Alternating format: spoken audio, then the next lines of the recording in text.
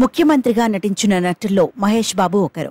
కొరటాల శివ దర్శకత్వం వహించిన భరత్ అనే నేను సినిమాలో మహేష్ బాబు ముఖ్యమంత్రి పాత్రలో నటించి మెప్పించారు. ఈ సినిమాలో కొన్ని సమస్యలకి చూపించే పరిష్కారాలు ఆలోచింపచేసేవిగా ఉంటాయి. ఇందులో అవినీతి లేని సమాజాన్ని ఎలా చేయాలో కూడా చూపించే ప్రయత్నం చేస్తారు. సూపర్ స్టార్ మహేష్ బాబు ముఖ్యమంత్రిగా నటించిన సినిమా భరత్ అనే నేను. కొరటాల దర్శకత్వంలో వచ్చిన ఈ సినిమాలో మహేష్ బాబు ముఖ్యమంత్రిగా చాలా బాగా చేశారు అని ప్రశంసలు అందుకున్నారు. కొరటాల రచనతో ఈ సినిమాలో కొన్ని సమస్యలకు పరిష్కారాలు చూపించే దిశగా చేసి వాటిని ఆలోచింపచేసే విధంగా ఈ సినిమాని తీశారు. ముఖ్యంగా విద్య పేదవారికి ఎలా అందాలి, ట్రాఫిక్ నియంత్రణ లాంటి సమస్యలకు ఎలాంటి కఠిన నిర్ణయాలు తీసుకోవాలి అనేది బాగా చెప్పారు.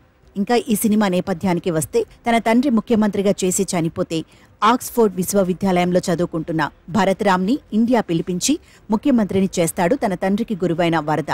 మెరుగైన సమాజం, అవినీతి రహిత రాష్ట్రం చేయడం కోసం ముఖ్యమంత్రిగా భరత్ కొన్ని కఠిన నిర్ణయాలు తీసుకుంటాడు. ప్రజలు అతని నిర్ణయాలను గౌరవిస్తారు, మద్దతిస్తారు. కానీ అవి కొన్ని రాజకీయ పార్టీలకు నచ్చవు. అందుకు ప్రతిపక్షం, మిత్రపక్షంలోని కొంతమంది ఎమ్మెల్యేలతో భరత్ని ముఖ్యమంత్రి పదవి నుండి ఊడగొట్టడానికి ప్రయత్నాలు చేస్తారు.